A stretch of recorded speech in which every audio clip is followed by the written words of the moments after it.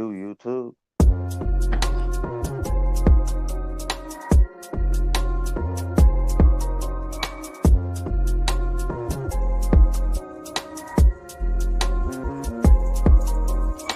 What's good, Oh, big there you go, dog? Mark.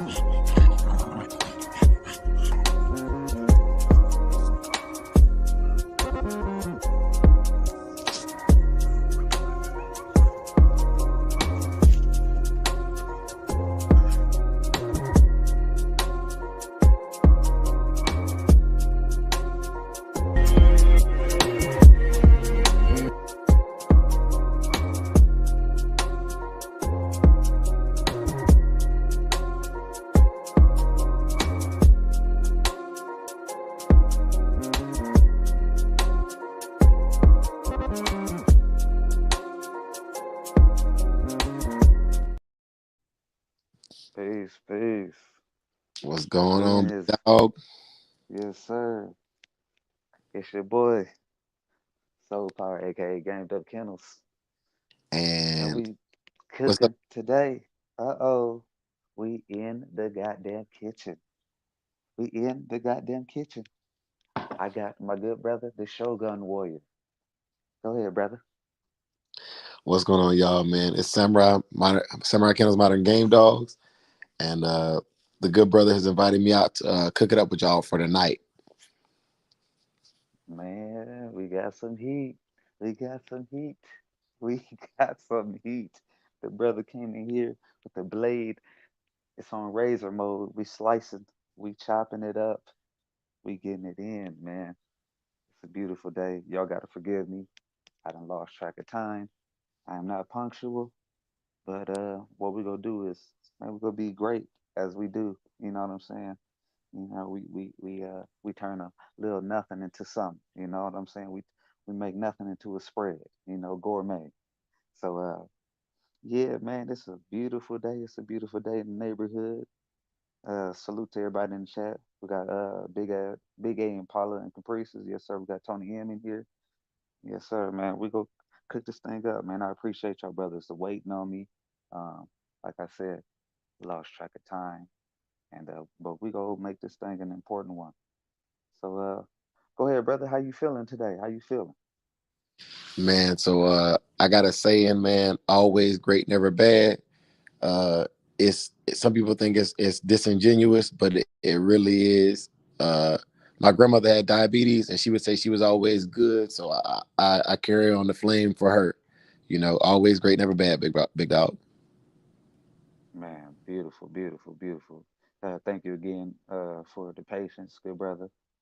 And man, we cooking this thing up. Like I said, we about to make this into a good old gourmet spread. You know what I'm saying? If you've been in the hood, you had people come from the penitentiary, you know what that spread was. Yeah, yeah, Yes, sir. man. Yes, sir. Where I'm from, they call it a jailhouse swole. They put everything they could put together in there. Super sodium rich. Cats be coming out the pen used to be crazy big. Like, damn, dog, you in there 145, came out 210. What you was doing? Yeah, man. Got to make the Yes, best sir. situation. My brother Tony M. What it do, my brother? Yes, sir. Yes, sir. Yeah, Good, salute to good. 'em for sure. Yeah, man. Solid brother. Always tapping in. You know what I'm saying? One of the brothers who, if you impart any information, um, he even get back to you on Instagram and just be like, hey, man, you know, I tried so and so and whoop whoop whoop, and man, a beautiful thing. Yes, sir. Yes, sir. Big A Impala. I see you, family. Indeed, indeed. But Yeah, it's a beautiful thing. Man, let me know in the chat if my intro, if it popped up clear on your yeah. end. So on my side, I definitely saw it, man. It's fire. Okay. Oh man, appreciate it. Appreciate it. We working over here. We trying to, you know, get some things organized and just creating okay, yes sir, yes sir. Right on, right on, right on. You know, just trying to step up the channel in all facets. Indeed, indeed. Man, shoot, that's Anything you wanted to speak on before we get this ball rolling? Uh, yeah, man. There's a so I was watching Going Hard's live before I came over here, and one of the things that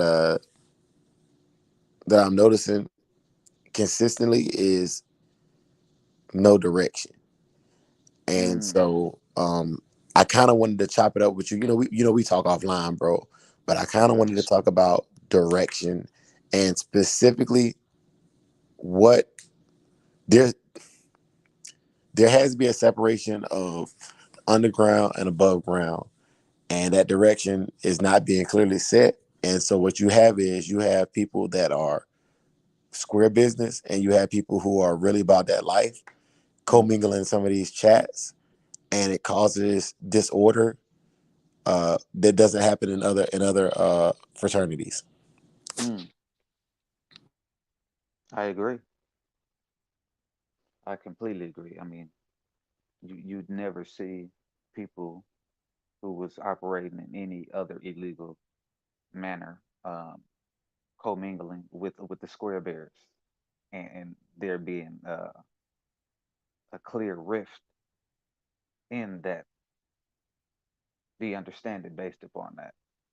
I think there is, to a degree, some people being too loose, if that's the lifestyle that they live in, versus the people who, you know what I'm saying, they have no dog in that race, but speaking as if they do. Exactly. Those are my exact sentiments. Um, Understanding and having a love for what was is not the same as actively participating. And I need to I need to use this platform to kind of clear the air from my perspective, if that's acceptable. Absolutely, brother. Go ahead and cook. All right. So let me first start by saying that I am a person who I respect honor and traditions, and I respect them, but that doesn't mean I uphold honor and traditions. So we know that there are certain voices and certain individuals who are allowed to speak on this breed. And the one that I use as my go to reference is typically Mr. Richard Stratton or Mr. Garcia Schoolboy. And both of them believe in the real American Pit Bull Terrier and what real gameness is.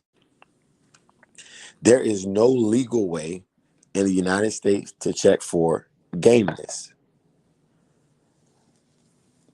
So the modern game dog community, which is what I'm a part of, have found ways that are legal that can be publicized. Now, what this has done is this has irritated some of those who are underground who want notoriety. But if you are underground and you want notoriety, then that notoriety must be done underground. And just as the dogmen of old would have waited until their careers were over to speak on that, you would have to do the same thing. We're not listening to Schoolboy and them talking about what they're doing actively. We're listening to them because they've experienced it and made it out of the game to be able to tell a story. That's why they're considered OGs in the game. But the issue is the streets have bled over into the dog game. So what has occurred is the same thing that's going on in the streets, gang related, is happening in the dog game. And what I mean by that is when I was growing up, I wanted nothing more than to join one of the local gangs because I thought it was cool. Some of the OGs in my neighborhood said, no, you have too much potential. What we need is we need doctors and lawyers because they explained to me that if you get a gunshot wound or a stab wound, that it must be reported. If you go to a hospital with one of those types of injuries, it must be reported to the authorities. So the local gangsters where I'm from, the real OGs, wanted to have doctors and lawyers who were their affiliates, where they could set up an IV in a back room of the house, get doctored up, and not tell them folks and handle it in the streets. They wanted to be completely removed from Square Business. Those OGs had the foresight to keep me out of the game because they saw potential in other things that I could do. The new age gangsters or thugs don't see that. There is no code, there is no honor. They will get a square involved and they will scam. There were specific rackets that were acceptable occupations in the old days. And we all know those occupations were anything from extortion to gambling rings to the sale of drugs to prostitution pimping. But all of these traditions, all of these rackets had rules that govern them. We don't have those rules in any racket nowadays to include the dog game. So what we have is complete discord because you have commingling of worlds that were never meant to collide. And I'm appreciative of the opportunity to speak on that tonight. Man, we cooking beautifully said. Hey man, salute to the big homie. Walking down ramp, big step and slide through like a drive through. Appreciate you, Ken folks. Let me know if Salute, you want man. to join the panel. You know what I'm saying? I dropped the link. Absolutely. I, I completely agree with that. I think a huge part of what we see is the quote unquote clout movement. Um, we got too many people who claiming the streets but wanting to have limelight. That's a huge problem. You know what I'm saying? Um, it's always been a thing of masculine men not to clamor for uh, acknowledgement.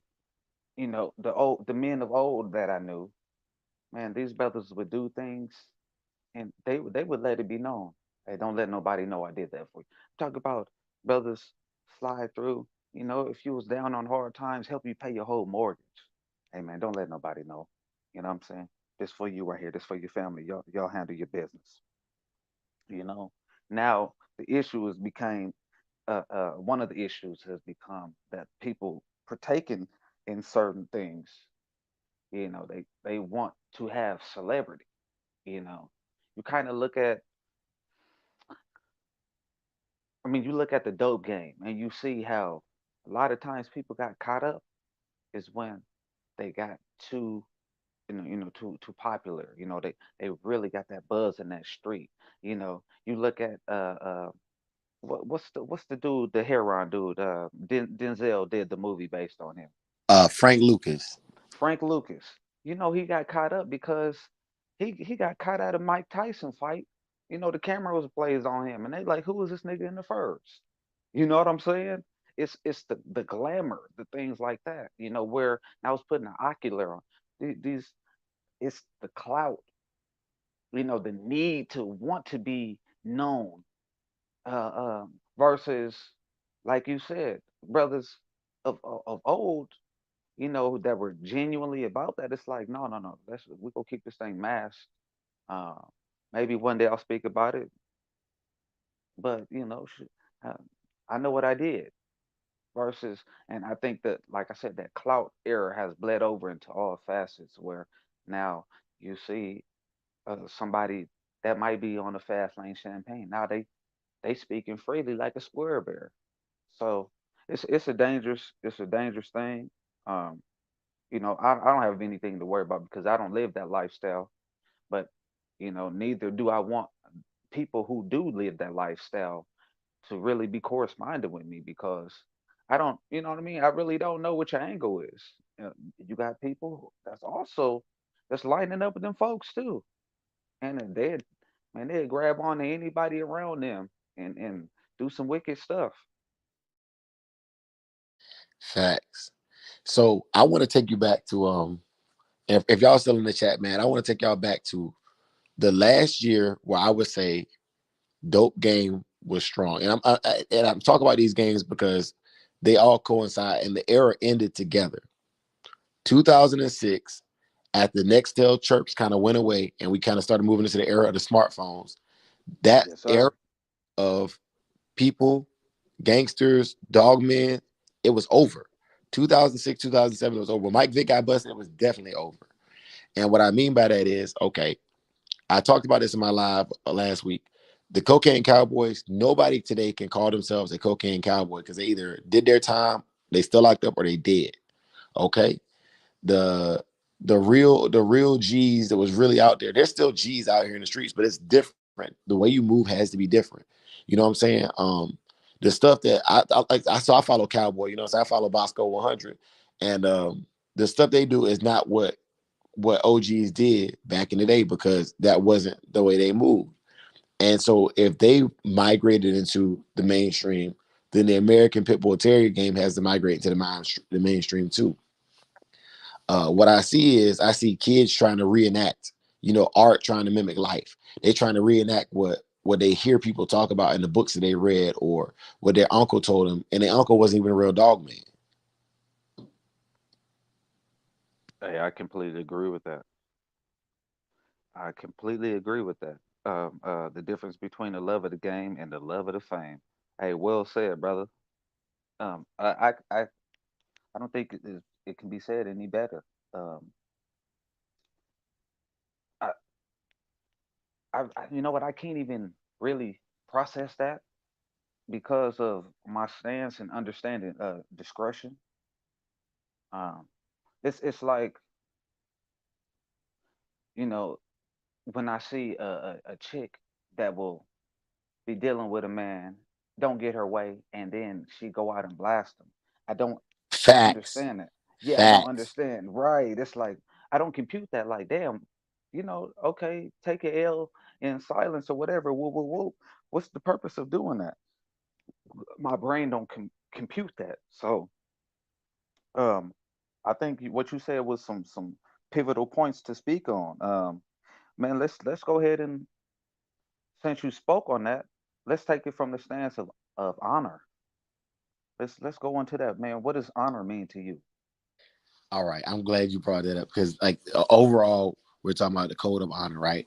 And so, what honor is to me is, I don't care what your code is. Everybody knows I prefer the Bushido code, and my core values are integrity first, service before self, and excellence in all we do. Right? That's literally the creed that every U.S. Air Force member takes. Right?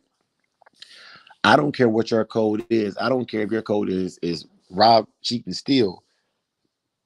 As long as you live 10 toes down on that code.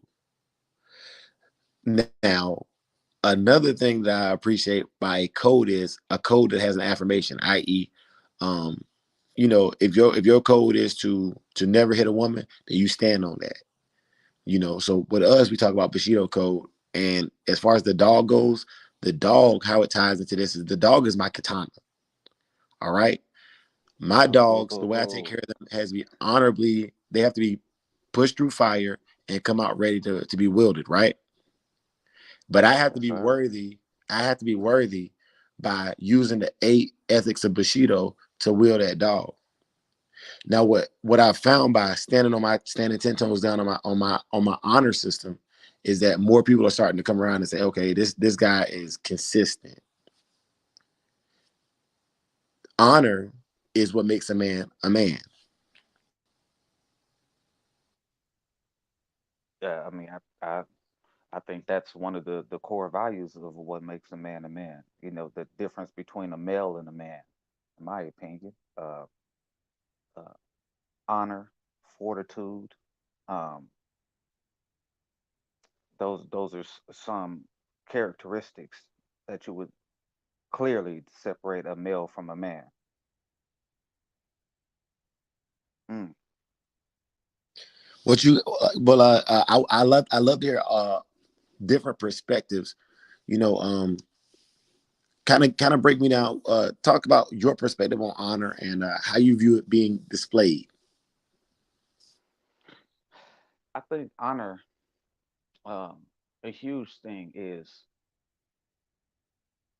for me, when I think about honor, is a man that is unwilling to be swayed and shifted.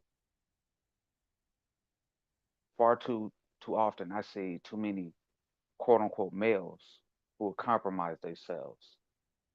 So I think that is a major and a huge component of honor, not being able to be bought. You know, that's one a huge factor for me.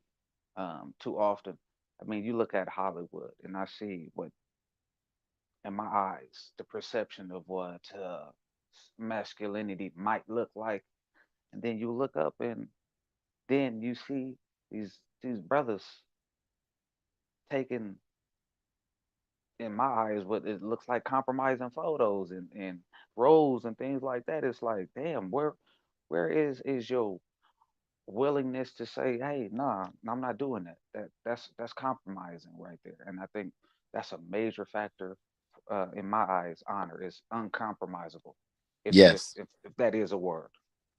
Yeah. If it ain't, we need to make it one. We can stamp it. uh, Yes, sir.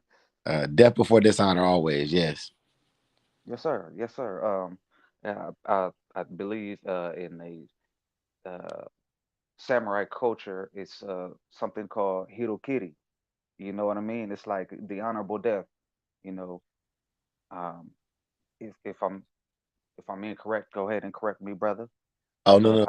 The Hirokiri and the seppuku are done simultaneously. One is going to be the disembowelment. The other one is going to be the decapitation. So you are you're going to basically take your own weapon and disembowel yourself, but before you bleed out or go through excruciating pain, an honorable an honorable samurai, and it must be another samurai.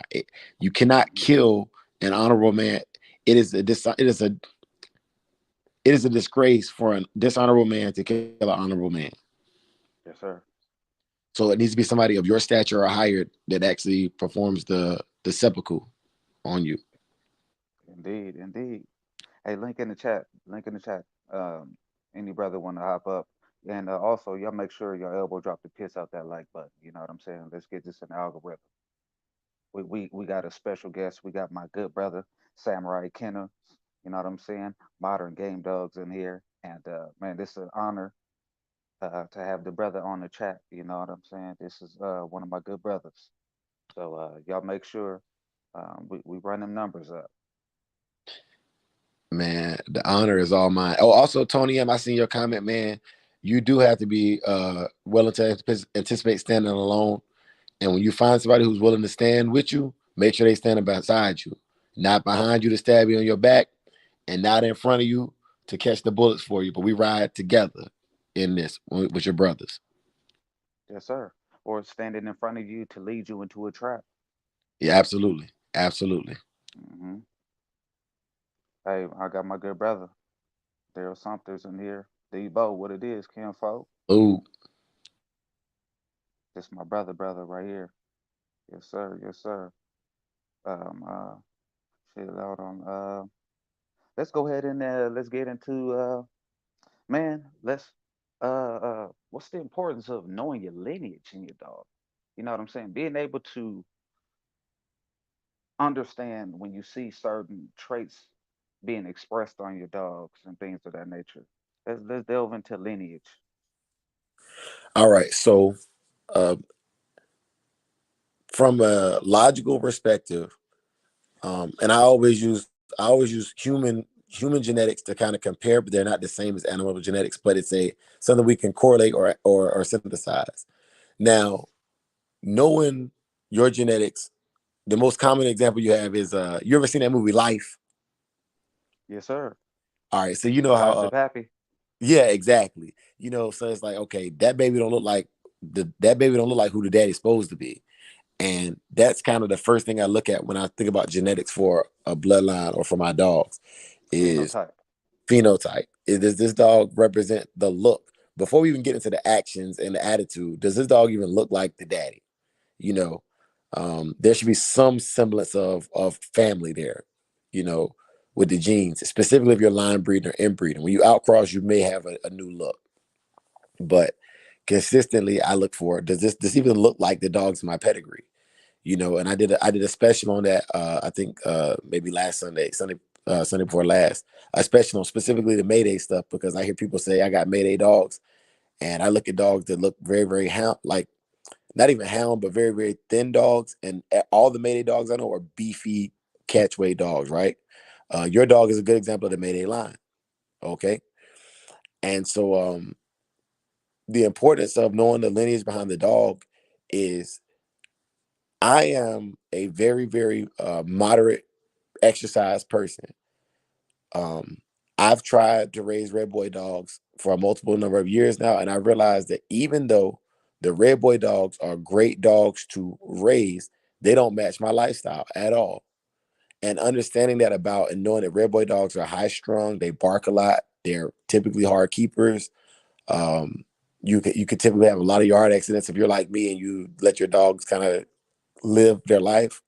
Uh, Knowing that genealogy is important. Also, knowing why the dogs were developed the way they were developed is important as well. You and I offline, we spoke about the Eli dogs and why the Eli dogs sometimes typically are called 45-minute curs, or my opinion of why people call them 45-minute curs. Uh, I'm not going to go into too much detail about that right now, but understanding the dog's bloodline is simply to know what you have. So when you speak, you can speak from a place of confidence. Beautifully said. Hey, man. We got the good brother Ray Imperial Kennels in here. Salute, family. Big We Ray just had was good. welcome. Oh, We had welcome down Ram in here. He must have fell off. A link back in the chat if you want to join up, good brother. But yes, Salute, sir. salute. Peace and blessings to the family. Peace and blessings. Hold on, let me get the good brother welcome down Ram back in here. What it is, Yeah. cuz? damn What salute. up, Cuzzo? How Big y'all brother segment. doing? Always. Uh, Ram, what's good with you, bro? Oh shit, cooling, man. Got a couple uh, minutes before I hit this second gig up. yes, sir. Yes, sir. Appreciate you sliding through like a drive through, man. We got Game Dog royalty in here, man. Oh yeah, always try to, show love, man. You feel me? Uh, much appreciated. Much Oh, appreciated. hell yeah, shit. I like to Shit. see everybody up there where we at. Yeah, I don't one day like to we'll just be. be the only nigga up there. Shit, I want y'all up there too. You feel me? It's a beautiful thing, man. I mean, we really using y'all as a template on how to really network and create good standards and bonds with brothers. You know, these dogs as a catalyst. Oh yeah. These dogs just get you in the door. That Yes, sir. fraternity shit motherfuckers hear about it ain't like it's no secret meetings held or nothing. That's how you build a fraternity. Mm-hmm. And everybody got this like frat houses. You feel me? You could be a Kappa, Theta, whatever else them niggas call themselves. But the ones that you fucking banged with it, them is that's your fucking frat right there. You feel me? So Yes, the sir. bonds Yes, you sir. build with these dogs, that's how you get your fraternity in. It's Yes, funny If sir. you that Yes, want. sir. that you mentioned that whole fraternity thing, man, because the brothers was just chopping it up on about honor, right? And I'm curious to how you see that like in the game today, man. Like where Well, I'm honor at real the game today. straightforward in I use words as defined. So, honor by definition is with high respect or great esteem. You feel me?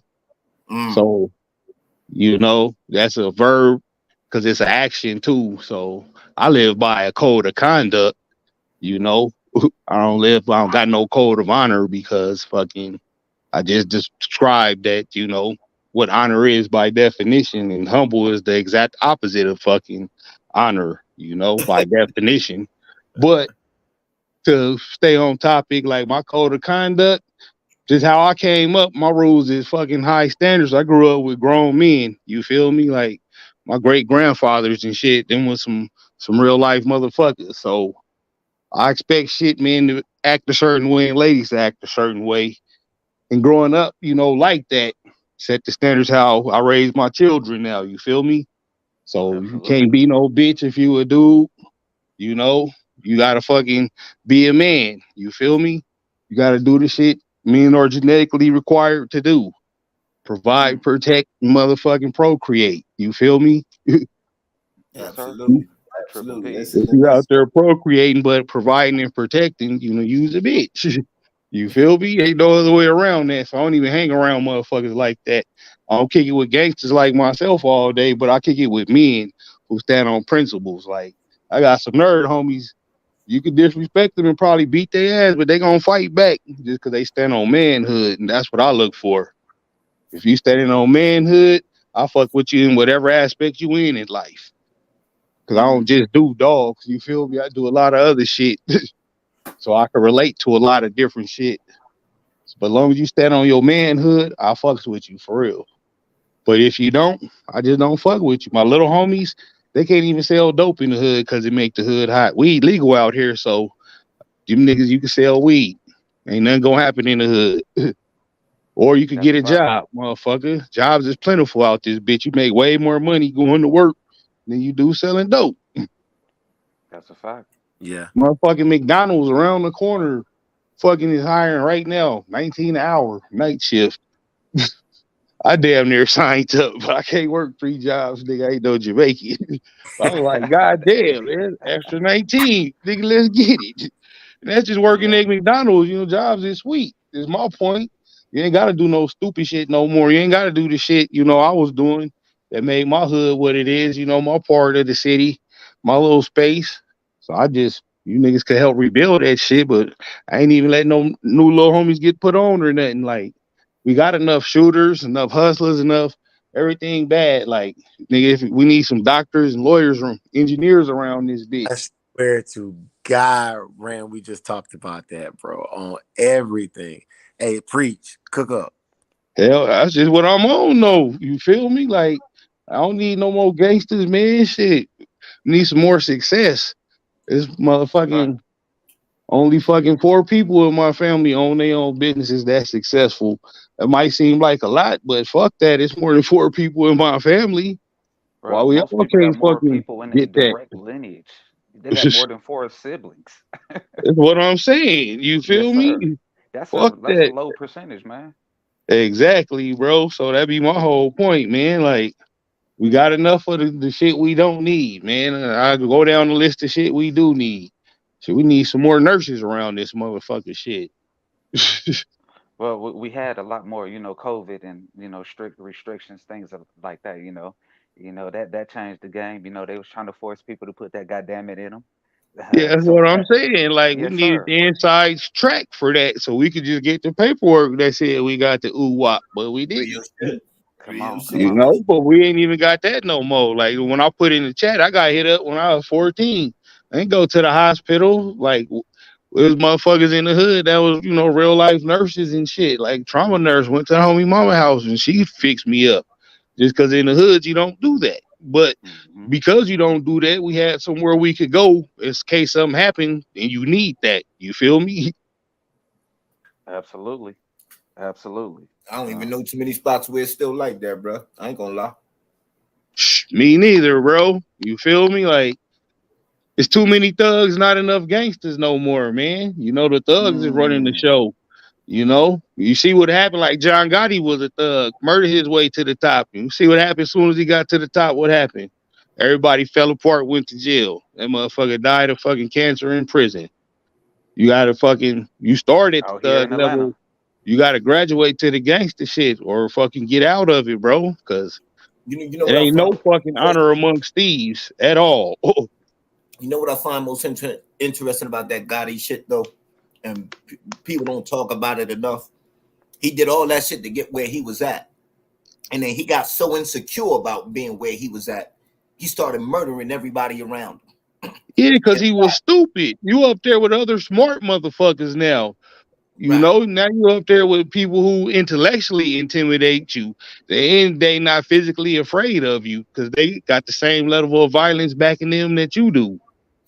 he was so nervous about the nigga Sammy, he literally was talking mad shit about what this nigga done did, and don't realize he being wiretapped. So in a Oh, sense, he Exactly. snitched on the nigga and put the nigga in a corner. Like basically, we got your boss on wiretap saying you did all this. Yep.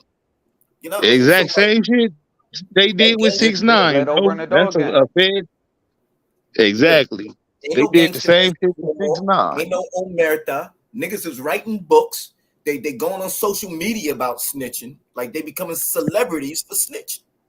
Like, yeah, man, Absolutely. shit different. Well, that clout and that fame, man, is different for motherfuckers for some strange reason, bro. Like, Hmm. we super popping on the dog shit, man. Like, I go to dog events, fucking motherfuckers know me from my voice before they even see what I look like, bro.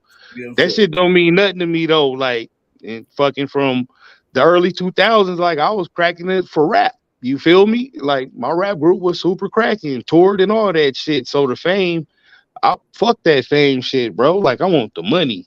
But these motherfuckers who already had the money but didn't have the fame, now they get that clout. That's a hell of a drug. Like that's worse than I was trying cocaine to right say that. now, bro. You see I, that shit That got shit is Jay the new Prince dope. doing fucking interviews about Goofy as gangster shit. hell. And you never seen the old man do that, man. Like, come on, OG. Like, right, don't. right, I right. And understand, that's you feel that's your only way for defense because the niggas who you doing it to is doing it to you. But nah, the same gangster rules still apply. But You feel me? you gotta understand though, they painted this narrative back in the 60s. Tell me one gangster movie where if the gangster didn't snitch, he didn't die. Oh, none. You know what I'm saying? So that Can't narrative is think of there one. already, man. They made that narrative already. It's either you snitch, you tell, and we make you famous. You know what I'm saying? Nino Brown snitched. Yep. Frank Lucas snitched. Bumpy Yep. Johnson died. King of New York dead. You know what I'm saying? If you're not gonna tell, we're gonna kill you. Period. Yes, sir. Or we gonna lock you up forever. You feel me? Hell yeah. And you know what's crazy, man? I ain't gonna speak on it because he's still living. Don't even worry about it. The crazy part is though, you gotta know when to get off the field, man. Cause the shit you born with is gonna tell you, all right, man, you're gonna get that warning before you crash, nigga. It's time to move on. But niggas just get greedy, get lax, get whatever reason, don't never want to just get off the field when they got enough money to ride off into the sunset and go start a legit business or something. pull a Frank Matthews, right? Say that again. Frank Matthews. He was one of them dudes that kind of, they say, if anybody was ever the best that did it and got away with it, he was one. Well, gotta be, because I never heard of him. You feel me? Yeah. Listen, this dude was coast to coast. He was banging with JBM in Philly. I know he had is. Brooklyn on lock, had, you know what I mean? Like he was doing his thing. The whole shit was they couldn't really get him on nothing. So they got one of his co-conspirators and dragged him in on some BS. The feds did. Had him on a $10 million bond. He made the $10 million bond and disappeared. Huh. But they'll never give him a good movie like to tell people how they got beat. Well, no, because that's an L. They'll never tell you how they lost, bro. Yeah. They'll tell you about Frank Lucas. You know what I mean? They'll tell you about all them dudes that sold ass.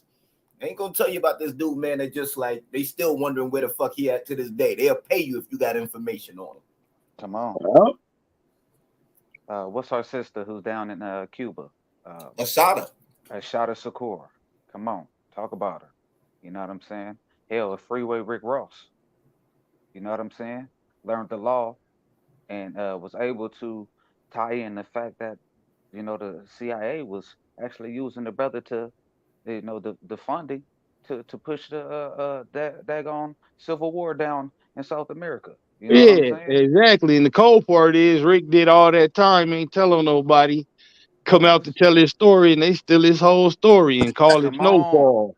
He was Snowfall. on one of our shows talking about it last year.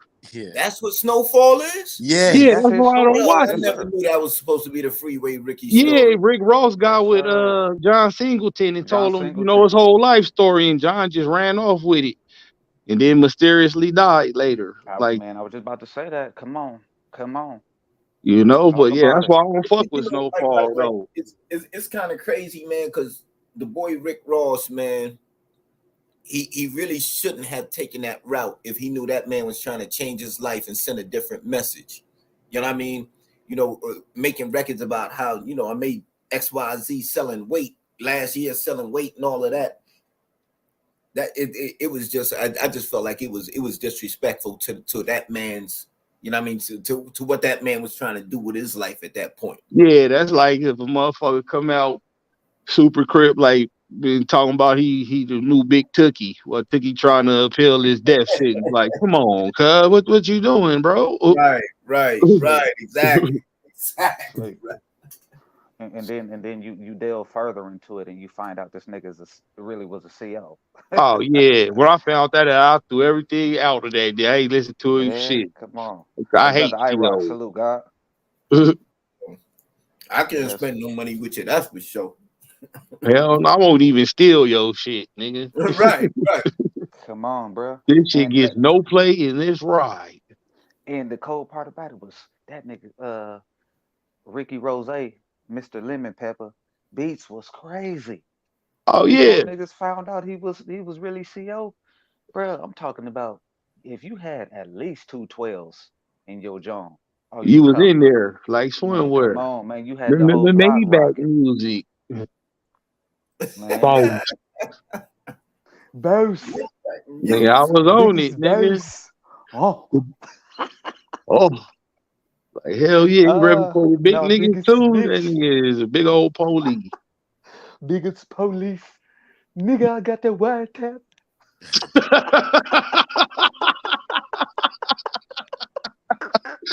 Oh shit, that's fucking hilarious. That's Oh a joke of the shit, day. man. Yeah, man. But I mean, Brother that's Ray, go ahead and entertainment, cook on man. that And that that shit got honor, dudes man. getting killed. That's entertainment. And it got dudes getting killed, bro. You know what I mean? Got our kids out here, man, acting crazy. You know what I mean? They think a stick is everything. You know what I mean? They think that's the whole universe. Absolutely, absolutely. And entertainment has become the standard for life. Whereas back in the day, we understood it was a clear uh, difference between entertainment and life. You know what I mean? We would watch a TV program or a movie, and we would see it just as that. Whereas now, you know, the the younger generation, everything that they see on TV, they try to emulate. Yeah, they think like reality TV is real, and I just tell them, just press pause and check the credits when it go off, and you will see who wrote that shit. Reality is unscripted. The shit you watching, they lying to you. If I was to be totally honest, I'd have to say, man, this whole content creation thing is hard for me. You understand? Like, I don't put out nowhere near as many videos or whatever as I could or should, because it's not natural for me, man, to record what I'm doing. I spent my whole life running from cameras. You understand? Exactly, bro.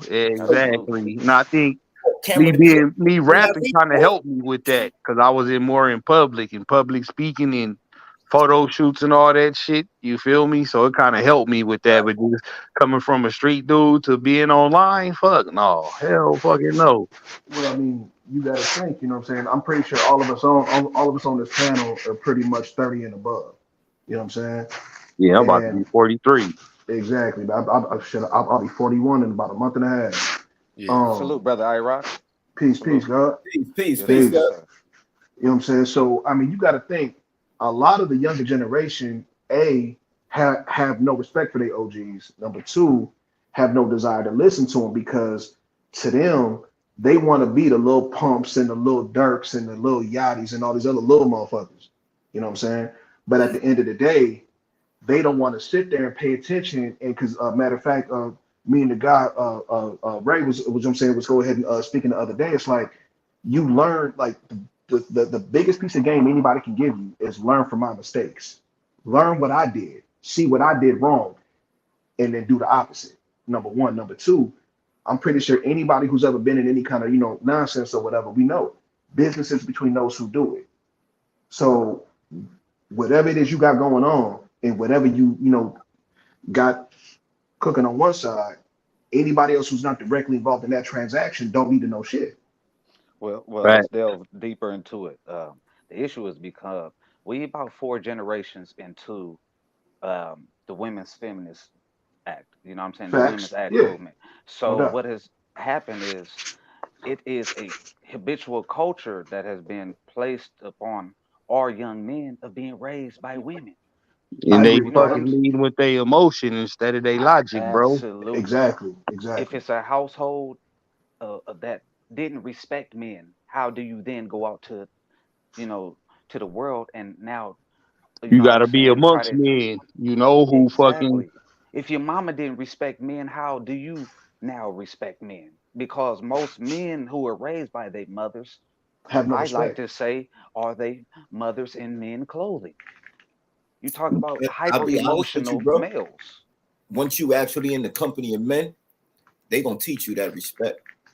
Oh yeah, Yeah, 100%. Yeah, you They ain't exactly. gonna got no. teach you that respect. You get in the I company of some men and you don't have that respect already. They Well, gonna they get their gonna learn it to respect. you. They gonna learn They it. gonna. They gonna learn it to you. That's Oh a yeah. fact. Hell yeah. That's a fact. That's what a man brother gonna Ray, do. I'm in total agreement with you, but guess what? Most times it's they get that lesson generally too late when they behind Yes. bars. Yes. Yes. Yeah. Yes. And that's That's true indeed. that's when most young men get that reality. I And mean, that like. Yeah, goes back I'm to, gonna Oh, be to what honest the about brother something, was bro. saying about not wanting to listen to the OGs, but you gotta, you gotta let them know the difference between the old nigga and the OG. Cause all my little homies still listen to me, but they don't listen to none of the other homies that's they big homies in my group. Cause them niggas ain't did shit. Like they seen well, me come home exactly. from the feds, start rapping, hustling, then working when I started having kids, went back to college, got some degrees now. Own my own company, drive race car every Okay. day to work. You feel You know what like I'm they, saying? and I still go over there and fuck with them too, though. I don't turn my back on them. Nah. No, but So that's the they could thing. see they got something, something to look at, a reference to say, okay, what he's saying is real because I seen him do it. As No, and that's opposed a to my fact. other partners who doing good too, but they ain't going back and fucking with them now. Like a lot of little homies don't even know them. When I bring my partners through, that's my age, I gotta introduce them so the little homies don't do nothing to them. You Thinking know. he a op, you feel me? But I still Yeah. go back and fuck with him at least 3 times a week. Pull up on him and just talk to him. Come on, let's go get something to eat. Today at football practice, I had one out there helping me coach. You feel me? Now to That's how you do it, though, bro. yeah. Now to expand on what you just said, and to go ahead and like actually break it down a little bit further. For example, look at yourself, brother Ray, brother Soul. You know what I'm saying? Can't no like it's like okay, like if you for them to truly understand what this younger generation is going through right now, put yourself in their shoes. Like okay, like you said, there's a difference between an OG and an old head. If somebody older than me is trying to tell me something, but you've got nothing to show me. Okay, yeah, you did this, but what are you doing now? Fact. If you got nothing to show me, if you got no blueprint, you got no kind of game plan for me to follow, there's nothing you can give me to better myself. What the hell do I look like listening to you? But A fool. I, that's being a poor student, man. I was I gonna gotta say jump that. on, bro. Um, so some of the best lessons I learned was from fucking failures, and like the failures I'm talking about, like it was winos where I grew up, right? We had car houses, Okay. and them Yeah. winos, they might not know shit else, but they knew how to get what they wanted. And it would be something as simple as winning a hand at spades, so they go get a 40, right? They had brain power, but it wasn't applied to anything positive. You know, Got you. my Okay. Got you. All friends, right. they would clown them, you know what I'm saying, beat up the unks or whatever, you know what I'm saying. But I'd be like, hold up, like this dude just went and raked 4 yards to get that money to come in here and gamble. Y'all robbed him, but y'all didn't even have y'all didn't have the gumption as young bulls to go rake that same yard that unk just raked. You know what I'm saying? So it's you got to extrapolate the lessons even from a failure. You know what I'm saying? Like because No, like that's But true. you gotta have the wherewithal to extrapolate those lessons. You feel me? You gotta be able to see past the bullshit, even as a young man when you out there, like you did. Obviously, you feel me? You had the And if nobody's foresight to taught see you how to, and list. Exactly. That's the point I was getting to. If nobody told you that Dissemination is yeah, you ain't gonna never know it. If motherfucker never taught you how to walk, you'll still be crawling around. I for mean, sure. okay. I mean, okay, prime example. Prime example. The other day, me and Brother Ray was basically speaking on something. He was like, okay, well, listen, if a dog is somewhat cold. And I'm like, and at the time when he said that term, I really didn't understand what he was getting at. I really didn't, know where he was going. And then he proceeded to further break it down. He's like, okay, well, if a dog has this in his DNA, he has this in his bloodline, but he's not necessarily showing them traits. This is the blueprint to go about how to bring it out of him. And he broke it down step by step by step by step. Now, me myself, I didn't know that information. He did. And he took the time to break it down and tell me. Now, me, if I was a fool, I'm gonna sit there and look at him like, nigga, I don't care what you're talking about. But The thing is, one thing my father told me, I will always remember, boy, I've been your age. You ain't never been mine. Hell yeah, that's a fact, Jack. Yes, You know sir. what I'm saying? And initially, when I was a child and when I was a younger man, I didn't understand what he was getting at. But the older I got, and like when I started to experience life, and then obviously, when I decided to, make this transition to basically, say, start to get into dogs and everything, I'm like, you know what? I'm not just gonna get a bunch of dogs and then fuck some shit up. Let me go to somebody who knows what they do and is already established and learn from them. Hell yeah, man, that's the best way. Shit, like the show we do, I wish I'd have had the shit because my first few years in the dogs, man, I first generation dog, man. Ain't nobody from my hood fuck with the dogs like that. So a lot of the dogs, the shit I know, I just learned on my own just from fucking with dogs, bro. Well, let me go ahead and get into the question that I asked. Um, Understanding the lineage, what the stock that you came from. Go ahead and touch on that, the importance of understanding your lineage, traits, things like that, being able to identify where these things might have came from in your pedigree. And dogs are people, cause they both the same. We both mammals, Absolutely, you know. absolutely. Go ahead and end Genetics Oh yours yeah, is if you hundred want to percent. genetics, take it. right? Well, I'm big on learning the dogs behind the dogs, you know. So when we had like my dog Champion Old Dog and Champion Buckshot, they both had one floppy ear like Jocko, and they was perfect representations of Jocko. But I only knew that from reading everything I could on the dogs of old, my old heads that I knew who was around that time, getting all the information from them, gathering that and just studying it. So just the little shit I would see, in a dog fucking, I could say, okay, he fighting like this dog, or he fucking scratching like this dog, or he was cold like this dog who produced all of these great dogs, just the little intricacies to look for just from doing the research and studying fucking every dog in the goddamn pedigree, all 32 of them and the ones who made them dogs. It's a lot of information, but just to get that genetic understanding of the dog is why I'm able to apply it to humans because it's the same shit. Like, you feel me? No, and you know what? What you just said is actually super super valid because that kind of goes back to something another thing my father told me was that you can teach anybody to fight. Like you can teach anybody how to box, you can teach anybody how to do karate or whatever. But there's certain people that are born that when they're born, they're just natural born monsters. You ain't got to teach them nothing, you ain't got to show them nothing. But if you put them in a room and the only way they got out is to go through you, they gonna come out. Oh, yeah, it's gonna look like the Tasmanian devil was let loose in that motherfucker. You know what I'm You saying? feel me? So, like, so I.e., growing a up, Deontay Wilder. thank you, absolutely. Exactly. Deontay Wilder, uh, oh, the bull that they called the Drunken Master, the one that Floyd Oh, Mayweather yes, had such a sir. hard ass Oh, time yeah. with. Yes, Yep. sir. What's her brother's name? It's Oh, Augustus damn. something, I think. Yes, Yeah. Emmanuel Augustus. Yeah, Yeah, Emmanuel Emmanuel Manuel Augustus. Augustus. Yeah, Augustus. Yes, you know what sir. I'm saying? Okay, or another The one. style Look at bender. Sweet. Another one. Look at Sweet Pea. Yes, Yeah, sir. Pernell Cornell Whitaker. Whitaker. You know what I'm saying? Look at Roberto Duran. Came straight out the hood. I mean, he knew, okay, I got these. And if you put somebody in front of me, and if I hit them, they not getting up. Oh yeah, I totally agree. Cause that was gonna be my path, man. If I ain't fucking You know? succumb to wanting to be a super hood nigga, like I was gonna be the next fucking mini Mike Tyson, bro. Like, You know what I'm saying? And then, like, so me, like, okay, I didn't actually learn my actual background until about a year ago. For example, like, okay, my my biological father is Black, Native American, and Samoan. My mother, my mother's mom is Mexican Aztec. My grandfather is a Viking. He was Danish. Man, you a I was doomed. smorgasbord, bruh. I was doomed from the start. I was doomed from the fucking start. But the thing is, like, I was never the tallest. My arms are short as hell. But if I can get a hold of you, it's a wrap. And if I Yeah, hit you, yeah, you ain't yeah. getting up. had that old nigga strip. Grab on to you. Dead ass. Where you going? If I get Where a you hold going, you, it's little nigga? over. Hey, that shit be real, man. Hell yeah. You know what I'm That's saying? why I be So, picking up transmissions and shit right you know what I'm now. Go saying? ahead and call your So, mama. Go ahead and call your was mom. it Little so Jody.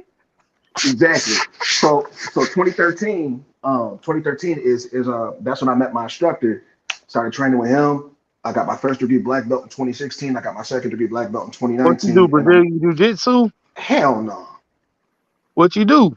Hawaiian Kempo. I like so okay, so okay, Okay, yeah. so just a quick little history lesson. My instructor's father. Now I don't know if you guys have ever heard of a form of karate called Shorinji Kempo. Yeah. Yes, sir.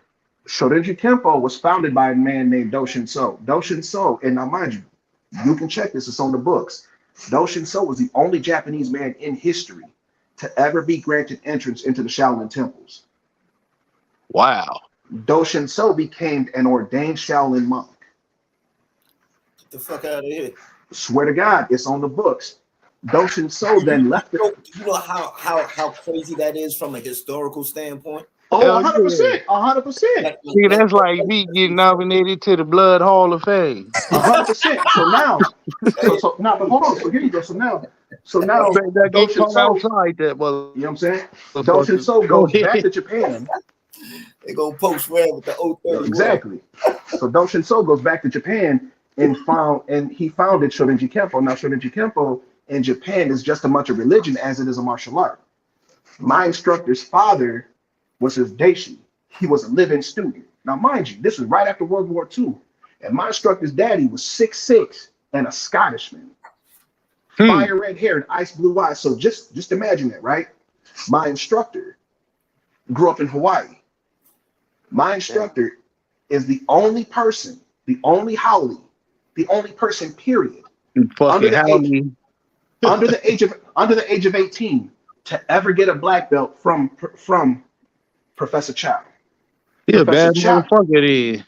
Oh, but hold on now, that ain't it. That's just it. Professor Chow is Professor Chow got his obviously black belt from trying to think his name, the guy who founded Kosho Kempo. So my instructor also is a 6'3" black belt in Danzan Ryu Jiu-Jitsu. Now Danzan Ryu Jiu-Jitsu was the traditional style of Jiu-Jitsu that they taught to the samurai. And he's a black belt under Henry Okazaki. Henry Okazaki was the first person to teach Japanese Jiu-Jitsu to people outside of Japan. That's dope. I think Brother Samurai might be able to speak to this. Man, So we got the Shogun Warrior in here. you know what I'm saying?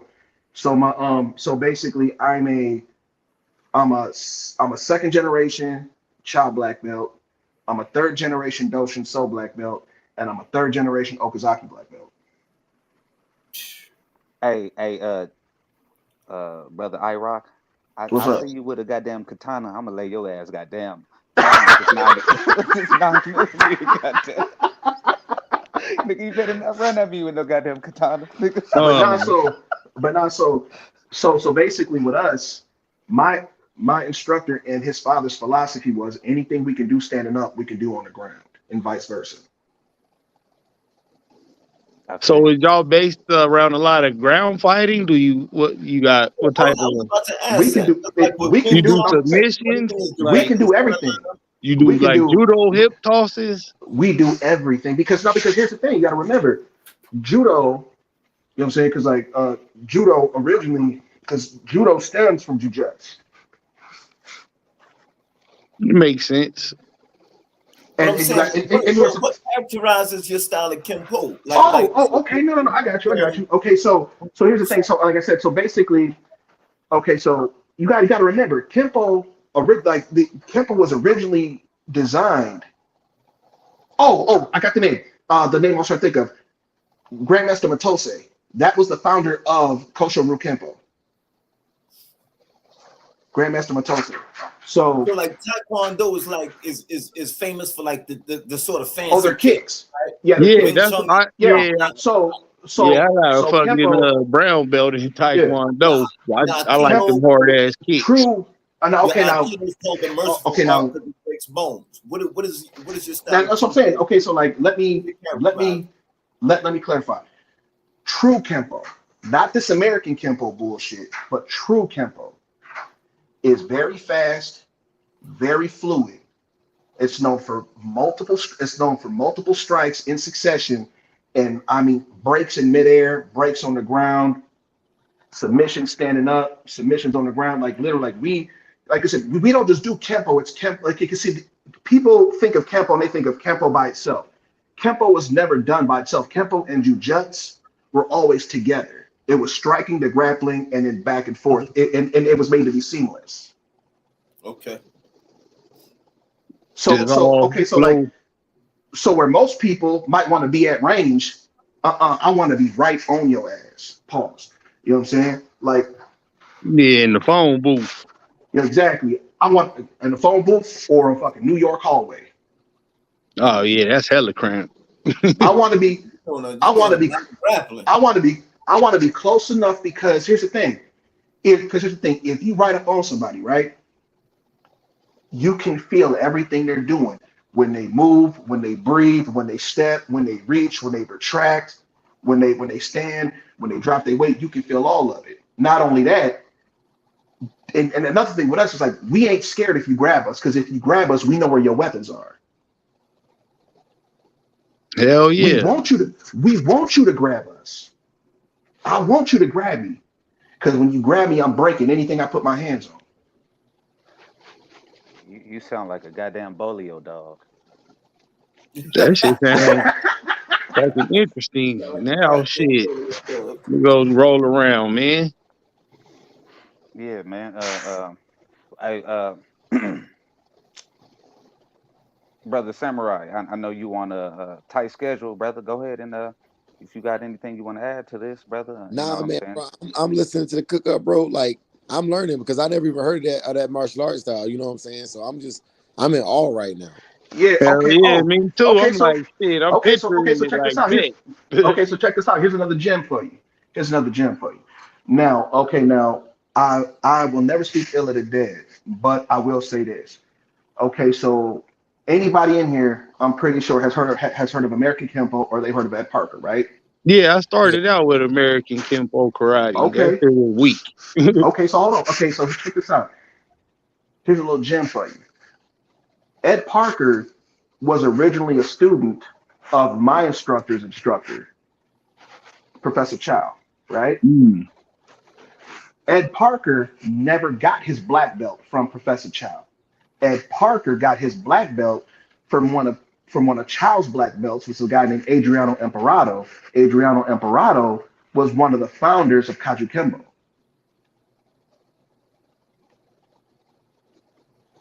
Not only that, Ed Parker, because if you look at American Kempo, it's a lot of like looping, a lot of wide flowing techniques. So what Ed Parker did is he stripped all of the jujutsu out of Kempo. He stripped it all out and basically added a bunch of kung fu sets into it. So basically all the breaks, all the submissions, everything that was there, he took out of it. But that's why you see guys like Jeff Speakman and other martial artists now trying to put BJJ back into it, because they realize that, oh shit, we're striking, we're doing all this, but if you get into a grappling situation and a motherfucker scoop you and drop you on your shit, what you gonna do then? Besides, get stomped out. Exactly. That's funny you said that, because I went from Kempo to Kung Fu. You know, that was my fucking next martial art training, because I ain't like all the fucking horse stance and shit like that. That shit was weak. It went from that to Kung Fu to kickboxing, then You the know what I'm Muay saying? Thai. Yeah. And Man. and that, but see, that's the thing. So like, and like another thing. So for example, like, okay, when we start, we got to wear white uniforms, right?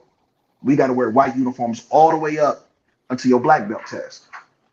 Reason being is because you see a lot of these martial arts, a lot of these different like martial arts, and even Kempo will get students and let students wear black uniforms when they first start. No, that's something you got to earn, because the black that the uniform wears, the black represents like wartime, represents the void, represents what you don't know. But Yeah, when you come in, you're a student. You don't know nothing. You have to be taught. yeah, you blank. Exactly. Just like that uniform. You know what I'm saying? So I mean, so like for me, I literally had to wear a white uniform up until I passed my black belt test. That's dope. Don't it? And here's one more. Okay, so everybody here has heard of Michael Jai White, right? Yeah, I fucks with Oh Yeah. yes. cuz. Yes. Okay, hold up. Got something for you. So Michael Jai White is a black belt in Kyokushin Karate. Okay. Mm. The founder of Kyokushin Karate was Masayama, right? Masayama is a Chow black belt. He took what he got from Chow and created Korean karate, which today is known as Kyokushin karate. Mm. Hmm. So Kyokushin karate, if you see somebody do Kyokushin, those are our basics. That's our bare bones. The punches, the elbows, the forearms, the knees, the kicks. That's our bare bones. That's our basics. That's some good insight Okay. right there. Do you Bro, teach? Yes, I do. Yeah, that's dope. he out there in Arizona too. Walking Where around. at? Hey. I'm in Chandler right now. Yeah, hell yeah, I'm in Awatuki. Okay. Yeah, but I stay in Avondale though. All right. I'm looking at looking at land in GA.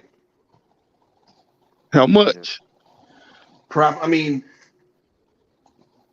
personally, if I could find it, 5 to 7, but I'll be happy with 3 to 5. Yeah, that's a lot of land, 3 to 5. That's a good little plot right there. You could grow some Yep. shit and all kind of shit. Oh, trust me, put it like this, it's already in the works. You got dogs too? So Solo on his way here. Oh, okay. Hell yeah. Uh, Yeah. Yes, sir. Yeah, that's dope. yeah. Thing about the land out here is you definitely gonna have to clear it because everything is Oh, I ain't worried about that. filled Yeah. with trees. Facts. You ain't Yes, lying. Yeah, sir. You but ain't you never can lying. sell the wood though, or keep it, Yeah. Oh, build. Oh Yeah. yeah. I'm gonna keep it. I'm gonna keep it. Hell Shit, I'm gonna yeah. cook with that wood. There's a lot you could do with that wood, bro. Hell yeah, I'm keeping it because I'm gonna cook with it. You could build with it. Like, man. Yeah. Yes, sir. But Telling that's you. see, but and see, but like I will say this. Probably one of the biggest lessons that I took away from training and that I will always hold dear to my heart is that a lot of people go into boxing, go into kickboxing, go into Muay Thai, go into Taekwondo, go to whatever to learn how to fight.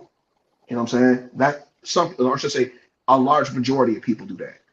But for me, it was the complete opposite because when I did it, like I was never scared to throw hands. Now, was I the best fighter? No. But I was never scared of nobody.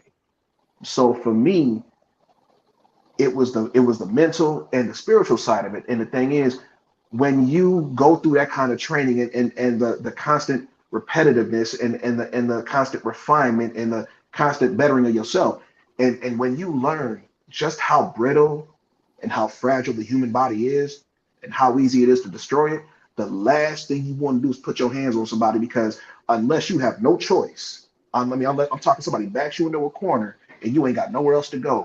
The last thing you want on your conscience is to be the reason why somebody's daddy, somebody's son, somebody's brother, or somebody's husband does not make it home.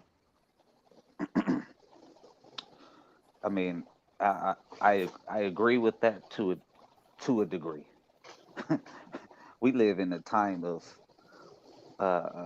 pure lack of empathy and recklessness. Yeah, it's So the lack of empathy and the fucking yeah, overabundance of aggression. So Oh, man, I I'm agree with telling that. you.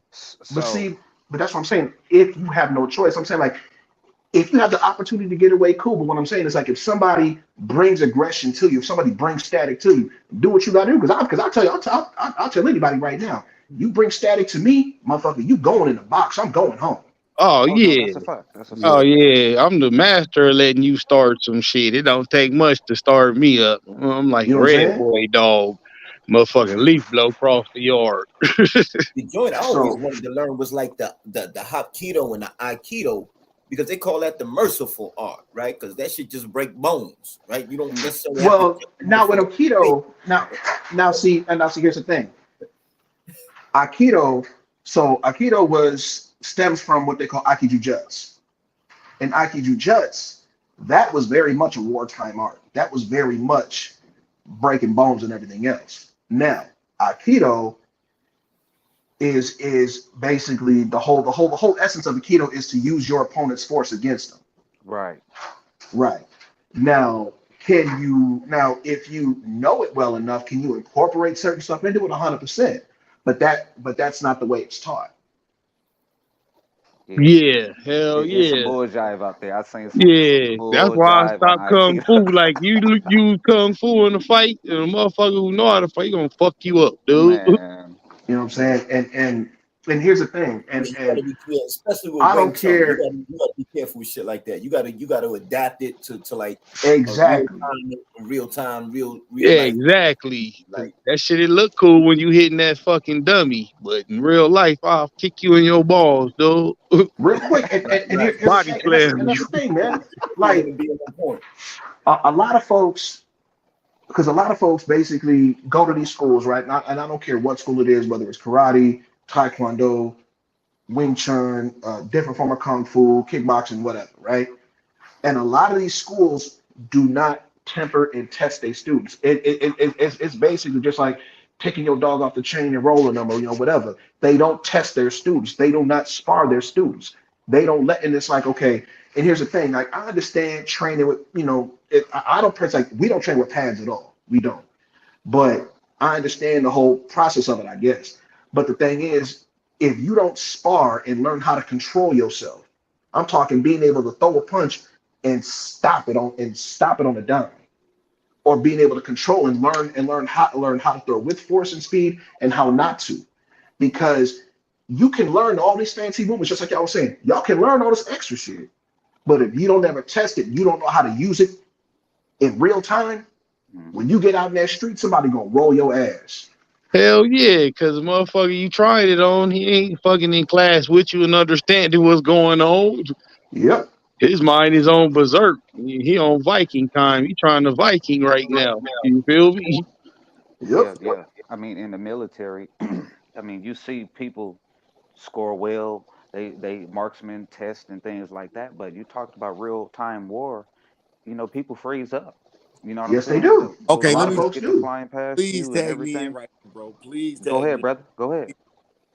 All right. So I'm gonna tell you, like, everybody in this chat will understand this, and I need to say this because what you just said, brother Soul, and what the good brother just released to us is temperament testing does not go into picking people for the military, man. And I'm gonna tell y'all a specific example of how everybody in the military is not the same. Like, don't judge them. No, hell no, hell no. Okay, so when I was in Korea in 2014, a movie came out called The Interview, right? Mm-hmm. Now, everybody in the States thought it was real funny, you know what I'm saying, that Kim Jong-un was like, if y'all release this movie, going to war. But let me tell you what that was really like from boots on the ground over there. All right, so with me, I've been in combat-like situations prior to the military. I know what it feels like to have your adrenaline spike because you're being shot at, and I know Yep. what it feels like to not know if everybody who came to that party with you is leaving that party because we done swabbed out. We're gonna meet up somewhere. I know what that feels like. Okay, when I tell you it was grown men and women in they little barracks is crying because that movie got released in December, right around Christmas time, and Yeah, I you could remember that. clearly see who the G's was and or who the people who was ready to die, And the motherfuckers who weren't really about that. and the people who was like, I joined the military because we was at peace at that time. I You Hmm. needed know, money for school. yeah, they needed money for school. They wanted to travel for free. You know what I'm saying? And I'm sitting there like I'm disgusted. You know what I'm saying? Because the Like percentage, you cur ass person. yes, the percentage is real low. All right, Oh, so exactly. fast forward. Right now, I'm down here. I teach basic combatives. I teach rifle firing, and I teach basic life skills. I'm a drill instructor. You know what I'm saying? Oh, And what so, branch? I appreciate you, but down here, same thing. If I push 7,000 recruits a year, and I that 7,000, man. Let's just say because the enemy be listening. You know what I'm saying? Let's just say it's a Oh, lot I less. got you. You know what I'm saying? Yeah. It's a lot. Understood. It's a lot less. It's a lot less than what people think. That's why we put so many numbers out. You know what I'm saying? Yeah, it's no different than the dogs, bro. A litter of 8, Right. you Okay. only you lucky if 4 of them is good. You know. Yeah. All right, brother Samurai. Mhm. I got okay. I got one for you. Okay, so I literally went in right after 9/11. Like I'm telling you, like I had got married September 7th, September 11th. I was sitting on the floor. My ex-wife was sitting right behind me, and we literally was watching. Like I forgot what the fuck we was watching, but then it cut to the news, and you literally saw that plane hit the tower. 2 minutes later, my phone rang. Report for duty. Yep. And Yeah. so and so so I get out there to Okinawa. So like I'm in Okinawa, and we were going through we were doing like a Chem warfare exercise, Yeah. and we had literally got to the last day of the exercise, and somehow I don't know if it came straight from PACAF or somebody sent notes to PACAF and the PACAF sent it to us, but North Korea was gearing up to basically go after South Korea, and they were getting ready to send all the civilians from South Korea over to Okinawa. Yeah. And I'll never forget that shit. And like it's crazy because just like you said, it's immediately when the reality of I might not go home sets in, you will see the people that well look, motherfucker, this is what I came here for. So if I'm going, I'm taking y'all with me. Mm-hmm. You will notice real quick those who are like, look, if I'm going out on my feet, and those that are like, man, I just came here to money for school. I didn't come here for all this. Yeah. Yeah. Man, so some of my coworkers, man, and this is I'm like y'all bear with me, man. I'm just being funny right now, but this is true. So when I was in Korea, when that stuff popped off, I said, look, this is what's gonna happen. And I was explaining this to my coworkers. I said, with me, they don't want me. I don't sell on TV very well. They're not gonna put me on a camera and watch me beat the Hell crap. no. It's, it's not gonna they're not gonna get any media clout from that. They kill us every Yes, day. sir. So I was They're going like, for Connor. if all I gotta do is just walk the opposite direction. Dennis Rodman visited North Korea. We good. You know what I'm saying? Yeah, Right, right. they want Clark over there. Yeah, You know yeah. what I'm They want saying? Clark. They So want Clark, Becky. Yeah, they care about the image more than the actual fucking production. yeah, Well, but let's take this back to let's go to the Vietnam War. Look at the. I mean, when you listen to like eyewitness accounts of brothers who was boots on ground, they talk about how the Viet Cong would have loudspeakers and be yelling, "Soul brother, this not your war. Soul brother." You know what I'm saying? Like Well, soul Yep. brother, go home. go Yep. home, soul brother. This not your war. You know what I'm saying? So largely historically we haven't been these people's enemy. You know what I'm Hell saying? no. But because we put in a precarious situation, you know what I'm saying? We stand on, we stand in solace in these times of war. Yeah, you an American when they could use you. You feel Come me? Oh on, yeah. come on. Other than that shit, you get But the your minute black they ass don't over use you, there they on show that ass. YouTube. Yep. Yes, sir. Salute Asiatic Soldier. Appreciate you for sliding through sure. like a drive through. Yeah, catch that replay. Yes, sir. Good brother. Oh yeah, but look, man, I gotta get ready to hit this second gig, y'all. Man, it was good cooking with y'all brothers, man. Hey man, peace and blessings. I know that. Hell yeah, man. Peace, Hell peace. yeah, man, y'all keep that mentality going, pass it on to the next. You feel me? Yes, No sir. doubt. Yes, sir. I mean, All this day, every lineup day. Peace and blessings, friend. beautiful with Hell yeah.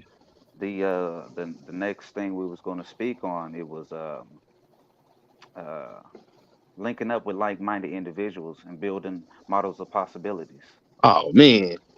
Yeah, I gotta go. Shit, that's a good Yes, sir. one. Y'all be great, man. All right, my brother. Yes, sir. Blessings, Appreciate Stay blessings. safe, man. Peace, One. peace. Go ahead and cook on that, brother Ray. You know, it's funny, man, because this is a perfect example, right? Right. This is a living example. Um, I'm fond of telling people you create your family. Yes. I don't care who you was born with or who you was born to. You understand what I'm saying? Our parents weren't perfect people. And our kids won't be perfect people, right? At the end of the day, we have to be accountable for self, right? So when you start talking about things like honor, and then you start talking about building, networks with possibilities, right, for future potential action. Hey, everybody go on mute while Brother Ray is cooking. We're getting some All right, no heat. doubt. It has to be a circle of people with that sense of honor, right? Um, and to use Ram's definition or the dictionary definition, to hold in high regard, esteem, or respect, it has to be a circle of people that honor one another that way. Like your blood, I like the way the Muslims say, the blood, the property, and the honor of a Muslim is sacred. That means inviolable to another Muslim. So if I truly treat you with the same regard, honor, esteem, and respect that I hold for myself, right? And for those ancestors that I revere, because if you my partner or my brother in the struggle, if you my comrade in the struggle, that means we are both pretty much reincarnation of ancestors who have been in the struggle before us, so to speak, right? Absolutely. So I have to revere you as a reincarnation of my ancestors. I have to honor you that way. If in fact we have any hope, and I'm being very specific about our condition as a people in this country, not just in this country, I'm going to go worldwide with this thing, right? Because we know that certain systems that are in place are global white supremacy. Right. We're talking about something it's more of a pandemic than the COVID, right? So it's a virus. Knowing the condition, right? It does call for a certain, almost. I hate to get real spooky with it, but it calls for a very spiritual reverence that we need to hold each other with, right? As opposed to the distrust, as opposed to the nigger, the thug, and the nigger from the other side, and all of that we tend to see in one another. We need to see the divine in one another. And when you begin to see the divine, when you begin to recognize the divine potential in another human being, well, then that in itself creates a bond that usually human beings don't see, right? It's not something detectable with the physical eye. But when you literally honor the God in another human being, there's something that let's just say on a higher level responds to that. And so you've already begun networking, if you follow what I'm saying. A great deal of what we will do will be done in thought, and may never, and the word may never be heard, and the deed may never be seen. Beautifully said. But I'm gonna leave that there. Beautifully said. Brother Samurai, and then we'll go to Brother Ira. So just help me caption where we're going with this. We're talking about linking with like-minded individuals, correct? Yes, sir. Building models of possibilities, or looking at models of possibilities. All right. So I will come from the perspective of a market. All right. We've been talking about abroad, and one of the things I noticed is that how closed-minded I was until I went abroad, and how I just didn't know things. I thought I knew until I knew what I didn't know. And what I mean by that was, in 2013 was probably the first time I saw Brother Ray ever. You know what I'm saying? So I've seen this person who I knew I would probably run into this person at some point in life because of the avenue that I saw him on. And I was in Kuwait. But I was over there, I was working out, getting in shape and everything. And the first time I realized that there was a different side of life, or that there were things I didn't know, was working in Kuwait, because I worked with some Egyptian workers, and they began to teach me how to speak some small words of Arabic. But they also taught me how to barter, which is a system we don't use here in the States at all. But I live off of the barter system amongst people that I consider my like, or my family. And what it is I'll give you an example of bartering that I've used here and how we build like-mindedness. Brother, you've taught me about I don't know if it's called agriculture or horticulture, but when it comes to raising plants, right? That is something I don't know, because I don't specialize in that. And in return, I share something that I have, or a good that I have, with you, because money or debt notes are what people use to get, I guess, labor out of individuals that they can't manipulate, or they don't have anything of value to barter with, right? So with Brother Ray, when I saw him back in 2013, I was like, man, like, this guy's doing what I dreamed to do one day. And through learning my own self-worth and my own value, I've been able to manifest being in the room with him and meeting this brother iRock tonight that I never would have met, just through being myself and being true to self, honoring who I am. I was afraid to do that early on in life, and it caused me to miss out on opportunities. But what Brother Ray also said was, family is not who you're born into, it's who you manifest. And if we're going to talk about linking with like-mindedness and building connectedness, that's what I'm trying to establish right now within this digital realm. Indeed. That makes a Indeed. lot of sense. Indeed. You got relatives and then you got family. So I concur with that. Brother IROC, go ahead and cook. I appreciate that. Now to kind of piggyback and expound on what Brother Samurai and Brother Ray was saying, um, you know, I definitely agree with the barter system, and I definitely agree with what he said, is the fact that, people result to automatically moving the money, because they have nothing to offer. Like, okay, i.e., I, so for example, I just got my degree in network security, and I teach. Okay, Brother Ray, basically, I'm saying his lane is the Camelot Dogs, the old school OFRA, and basically all the blood that made that up. Okay, that's something I've always been interested in.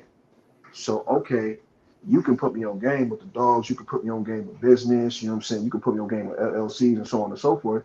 Okay, but as far as computers and self defense or whatever, cool, I got you. What you need, you know? Um, I also agree with what Brother Samurai was saying, is that you don't know what you don't know. And, we as a people, if we continue to have that sort of closed mindedness, there's so much out there that we'll never be fortunate enough to experience, because we won't let ourselves see it, you know? And I mean, okay, prime example. Uh okay, kind of going back to, okay, so my first experience with Camelot Dogs and everything wasn't necessarily the best, i.e., because of who I was dealing with. Now, if I basically kept to that same train of thought, it was like, okay, I tried it, I experienced it. Now this shit was garbage. You're basically the person I dealt with wasn't no good. Whether it was Brother Ray or somebody else that I came along with, because I had already soured myself to that and I refused to be open to any other possibility. Everything that I've learned over the last 2 weeks, I would have never known. I would have never known nothing about it. But to go even further, what Brother Ray was saying is that, if you know what I'm saying, if I call you brother, if I call you king, I call you God. Obviously, I have a reverence for you. I have a respect for you. You know what I'm saying? And now again, I can't speak for everybody else, but for me myself, if I have that level of respect for you, I don't care. If we have a discussion, if we have an argument, whatever it is, we can always come back to the table and be like, you know what, it's all love.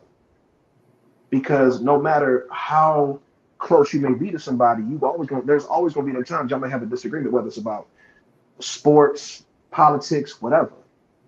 But to have that closeness with them and to be able to build with them even through difference of opinion, that's some real shit. Real talk. And I want to jump in here for a minute, man, and say this, bro. That statement that Samurai made, man, was a very humbling statement for me. Because a lot of times we don't realize, man, that just being in our own lane, just doing what, naturally comes to us, we're affecting the lives of other people and almost, co-signing their coming to prominence, if you will. All too often, we are put in a position where, as children being so-called educated in the system, we're given information that's crammed into our brains, and we are rewarded if we regurgitate it properly. Nowhere in the process is there an allowance for looking at the individual child and literally concentrating on just that child to develop its particular unique gift to the universe. And so we're all victims of that miseducation, so to speak.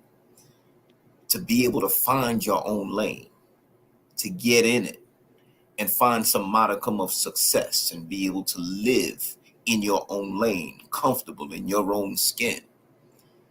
That's a hell of a thing, man. That's a hell of a thing. It's a freedom that is often taken for granted. It's often slighted. It's not given its true worth. When you are free from the judgments and opinions and influences, if you will, of others, that individual freedom allows you to explore lanes of, just growth that you probably would have closed off because you had people around you, people that claim to be family and relatives, saying, oh, we don't do that, right? We don't do that. If you were to talk to, and talk to certain people in my family, like, there's never been a dog man in the history of my family. You understand? Like, so where do you get, like, what is this thing with the pit bulls? Right? Like, that's my family. So to say that, just me getting in my lane and the brother, shared that he was overseas and like that to me is humbling, bro. That to me is humbling. To me, we need more of that. You understand? We need more brothers in their own lane, doing their thing genuinely, doing their thing authentically from their soul, because that's what's going to resonate. That's what's going to reach. That's what's going to become infectious. And so this concept of honoring one another and building viable, sustainable models of networking and working together, that has to be as authentic, right? It has to have that same infectious quality, because our people don't catch on, with a thing just because it's good or it's the right thing to do. A lot of our people, they they jump on the bandwagon when they see there's some success there, right? They see, oh wow, yeah, this dude came up on that, and that dude, he doing this, and oh yeah, let's get down with that. So we kind of owe it to ourselves to be as authentic as possible when we approach one another with these ideas. And by authenticity, I mean we should be prepared to move forward. I mean, we even already started talking about the, just the networking on the meat thing for the dogs, right? Like, it's a small beginning, but it's a major step especially when you talk about you got brothers with military training, military background. You understand, that have insights as to how things really work, that as a community, as a culture, we could definitely use. Facts. Very Marcus Garvey. Yes, sir. Yes, sir. Beautifully said, man. Look, we've been I cooking concur. for an hour and a half, man. We go ahead and wrap this thing up, man. We're gonna go around and everybody go ahead and give your final thoughts, brother Irock. I'll let you cook final thoughts. Oh, nothing. I just wanted to say, number one, thank you.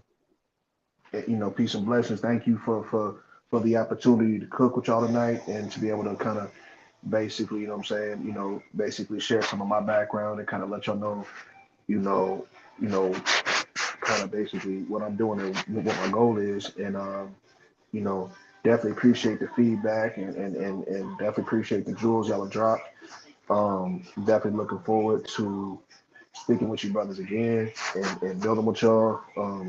Obviously, you know what I'm saying? My inbox, my phone is always open. If anybody needs anything as far as computers, if you're trying to learn, I've got gigabytes and gigabytes and gigabytes of books. I am more than willing to share my knowledge with anybody. And if anybody is in Arizona and you want to learn, I'm more than willing to teach. And when I get out the GA, same thing. And when it comes to the dogs, I'm still learning. But if there's anything I can offer, I'm with it. Indeed, indeed. Brother Ray, go ahead and closing remarks.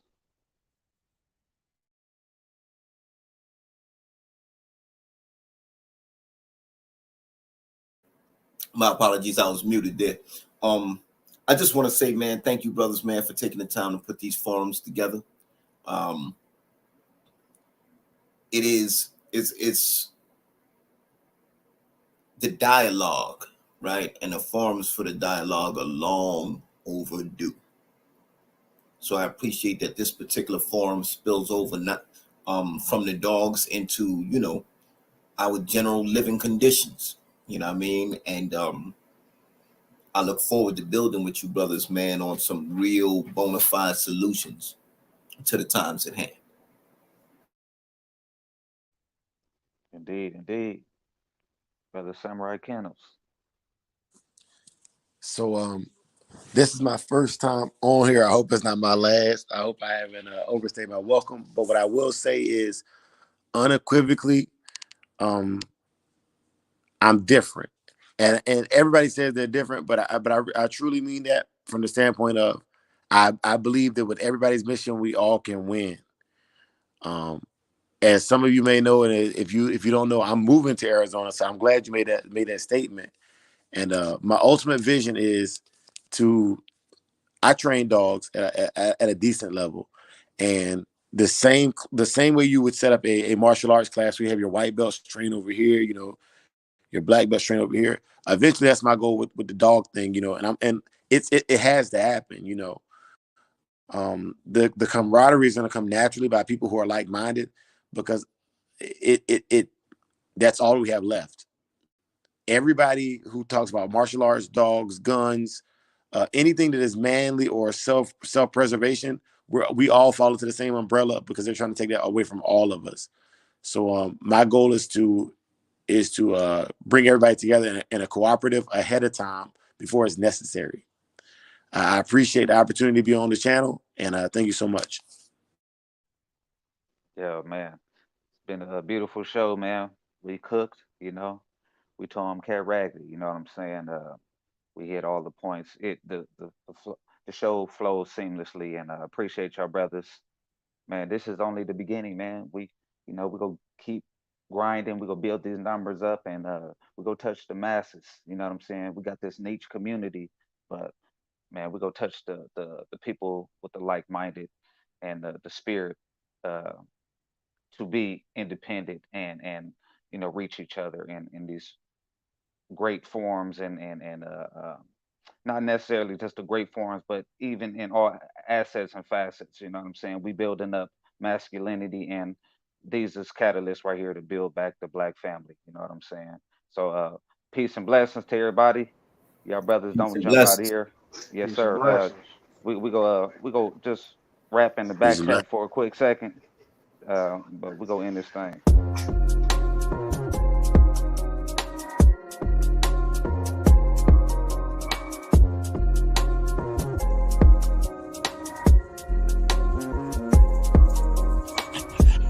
There you go. Work.